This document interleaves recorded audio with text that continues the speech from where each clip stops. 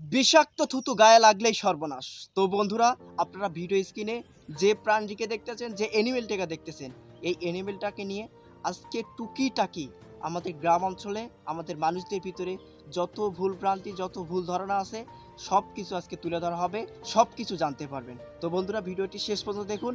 ইনশাআল্লাহ আপনাদের যত ধরনের ভুল ভ্রান্তি, যত ধরনের সমস্যা, সব কিছু আপনারা জানতে পারবেন। তো বন্ধুরা, বর্তমানে বাংলাদেশে যত ধরনের বিষধর সাপ রয়েছে, রাসেল ভাইপার সাপসহ যত ধরনের বিষধর সাপ রয়েছে, সব ধরনের বিষধর সাপ ক্রমেই বেড়ে চলেছে।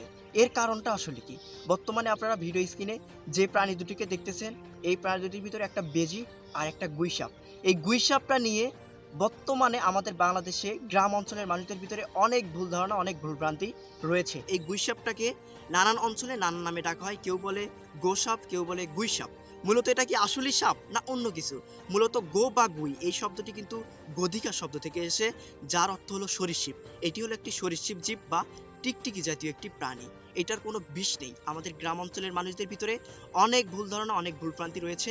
মানুষ মনে করে এই সাপটি যখন থুতু ছুটায়, তো এই থুতু যদি শরীরে লাগে তাহলেই আপনারা শেষ, আপনারা মারা যাবেন থুতুর বিষে।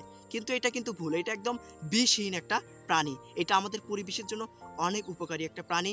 এই প্রাণীটি খেয়ে থাকে আমাদের পরিবেশের যে মরা জীবগুলো রয়েছে, যেমন হাঁস, মুরগি, ময়লা জীব রয়েছে, সেগুলোকে এই প্রাণীটি খেয়ে থাকে। তারপর মূল যে বিষয়টা সেটা হলো, এই সাপটি খেয়ে থাকে আমাদের পরিবেশের যত ধরনের বিষধর সাপ রয়েছে, সেই বিষধর সাপকে খেয়ে থাকে, বিষধর সাপের ডিম খেয়ে থাকে, যা আমাদের জন্য অনেক উপকারী। মূলত এই প্রাণীটি আমাদের জন্য উপকারী। এটার আমাদের কোনো ক্ষতি নেই, কোনো সাইড ইফেক্ট নেই। এটি আমাদের উপকারের জন্যই সৃষ্টিকর্তা আমাদের সৃষ্টি করেছেন। সুতরাং আমাদের এই প্রাণীটিকে মারা যাবে না, আমাদের এই প্রাণীটিকে মারা যাবে না।